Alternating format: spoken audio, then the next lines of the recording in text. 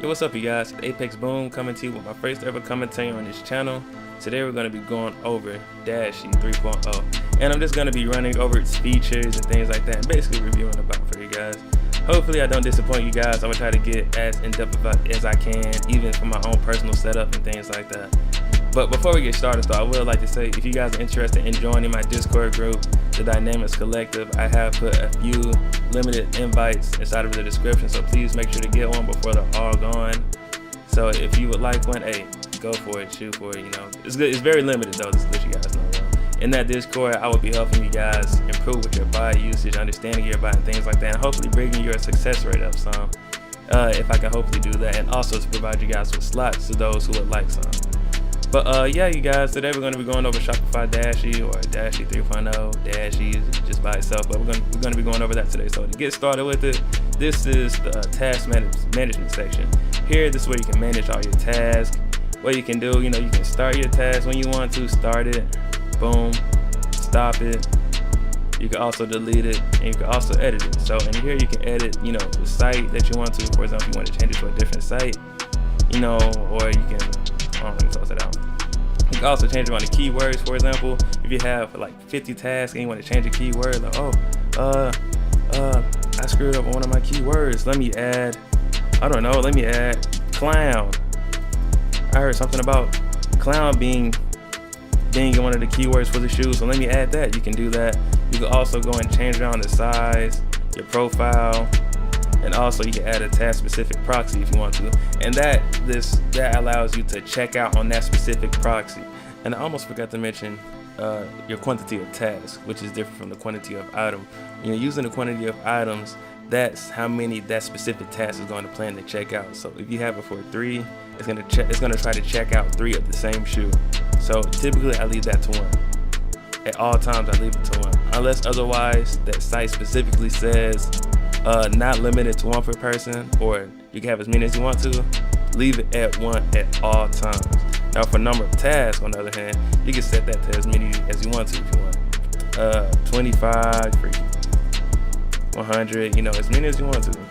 I wouldn't honestly go that high unless you have the proxies to be able to withstand that, or even if your PC can even withstand that. I typically myself keep it between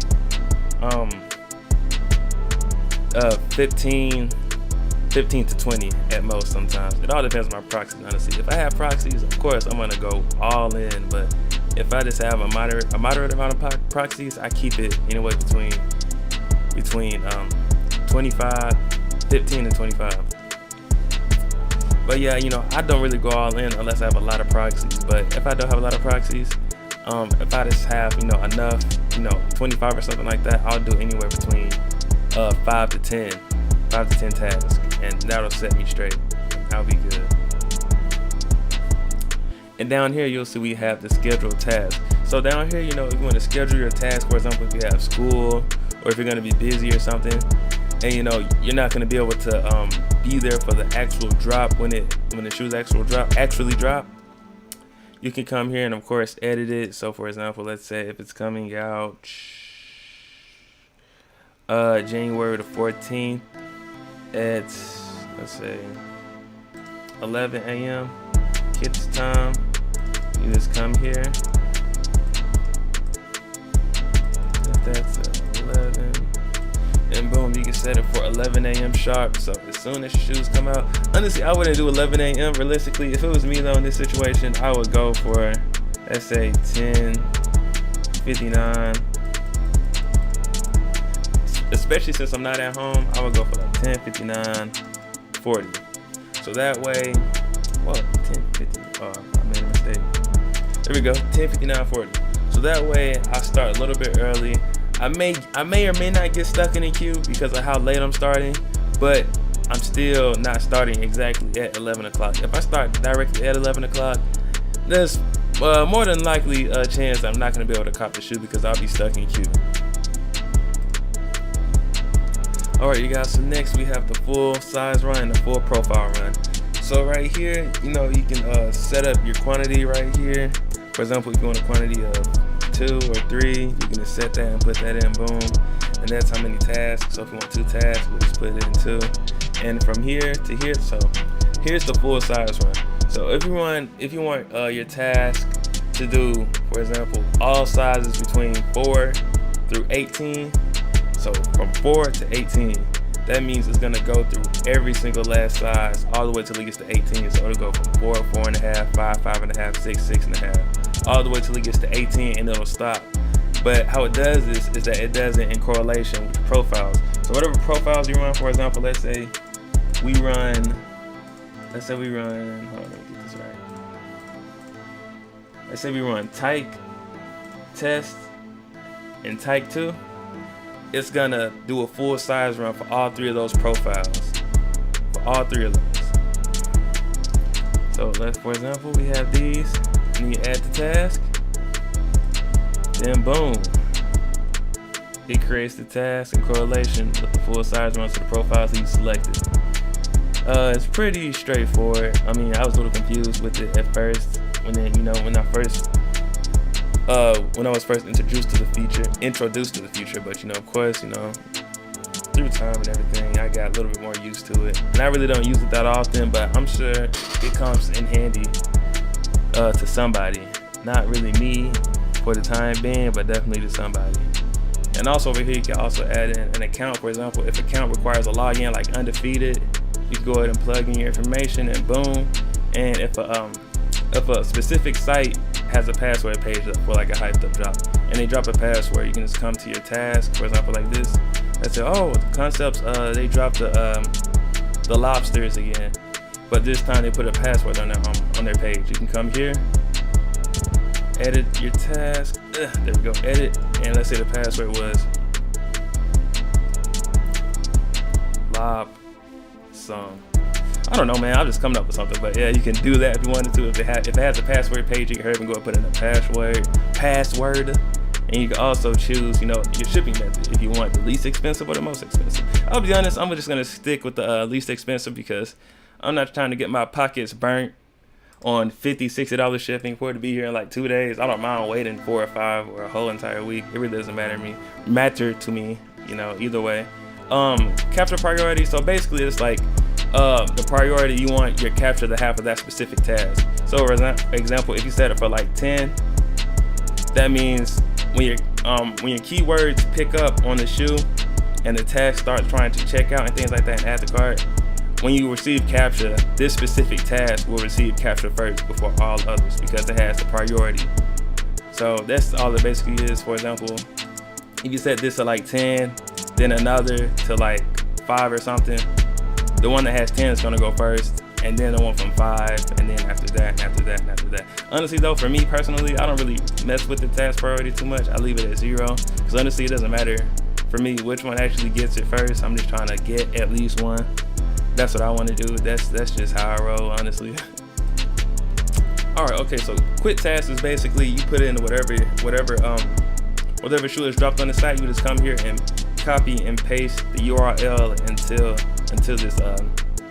into this. You add the task, and then it would immediately start the task. So boom, see, I was trying to process and things like that, but it can't because, let me go ahead and stop those. Payment decline. Yeah, because the shoe, this is for the pigeons that are coming out. So when they already dropped via the network app, but I tried to get me a pair, but the site crashed terribly. But as you can see, these all say payment decline, and that's because say they're only available through IG raffle and an in-store raffle that they're having. So that's why they all say payment decline like that. But yeah, that's basically all the quit task is. And trust me, the quit task works great because it's very, very simple. You just come in, boom, paste the link and add the task, boom, something like that. And if you want to mess with your quit task sessions, you just come over here to settings, and then right here where it says quit task. For me personally, I have things set to random, so it grabs whatever size it grabs first, so I don't have to worry about that's what, for example, if I go for like a size 12.5, if it so happens to sell out, then I'm out of luck with my quit task. But I go ahead and select random, so whatever it grabs, and it gives you more of a likely chance of trying to check out something successfully. I'm go ahead and put that back to random. So here you can mess with your profile. So for quit tasks, it's only one profile for right now that you can actually run with the quick task. So for me, I use my main profile right here, and here you can go ahead and set how many every task you want for the quick task. So for me, I set 8. You don't have to set 8 though. You can set 2 or 3 or 4. I just set 8 because I don't know. I just picked a random number and put 8. So let me go ahead and change that back and save that. And here we have general for settings. So right here you have your monitor delay and your air delay. Now for drops, the monitor delay and the air delay is very, very, very important. See, for me at first, I really thought that it wasn't really that. I didn't really need it that much at first because it was more or less. I never really thought of it of any importance at first. So I just thought it was just there for, I don't know. Like when I first started with this bot, and this is back in April or May when I was first really getting into bots and things like that. I didn't really think much of monitor delay. I'm like, oh, okay, they say keep it at 2500, so I'll just do that, and I just won't mess with it. It wasn't until like, I'd say August when I started to really start messing with my monitor delay and start experimenting with certain things. So I would say for whatever bot you're using, always make sure to mess with the monitor delay and make sure that it works for you, because that's what I had to do. So for me, I like to keep if I'm just monitoring something, I would keep it on 10,000. Like depending on the amount of proxies I had, if I had 50 proxies and 5 tasks, I would put it down to like 5,000. But for the most part, I keep it on 10,000 no matter what. But always make sure to adjust your monitor delay and your air delay before and possibly during, and not really after the drop because the drop's over by that point. So basically, just worry about trying to mess with your delay really before the drop and during the drop, because it's very important. If you have your monitor set, if you have your monitor and air delay set too low, you'll get banned, and that just knocks you out the game all the way. So for me, I like to keep mine at a and it's very important though, I don't keep it there too long at all. Like if I'm in a queue or something like that, and I have my monitor delay, for example, like at 400, I'm gonna go ahead and bring that bad boy up to 1250 or something like that, so I don't get banned while I'm in queue. Just simple things like that. They already have it automatically set for you to keep it at 5,000, which is like a great error delay, no matter what. But for me, it was more or less trial and error for me, honestly, because I really wanted to get and learn Dashe. Dashe is a phenomenal bot. Don't get me wrong, because there's still been times when I've used Dashe and I wasn't able to unfortunately cop the shoe. But it's like that for every bot sometimes. I'm not saying every single bot is like that, but it's like that for some bots. But for me, it was trial and error. So I always make sure, and it's always very key, always make sure to start your task way before like the shoe's about to drop though. So like for me, I always try to make sure to start my task like 15-20 minutes before the drop starts. And like I said, I keep that at 10,000. And let's say about a minute, 30 seconds in, I'll drop it to 2,000 or 1,250. And that's what I'm comfortable with because of the amount of proxies and tasks that I'm running. The proxy and task ratio would be, for example, like a 3.0. Or I'll simplify it. It would be 2 to 1. So for example, if I have 5 tasks and I have 10 proxies, that means each task is 2 proxies.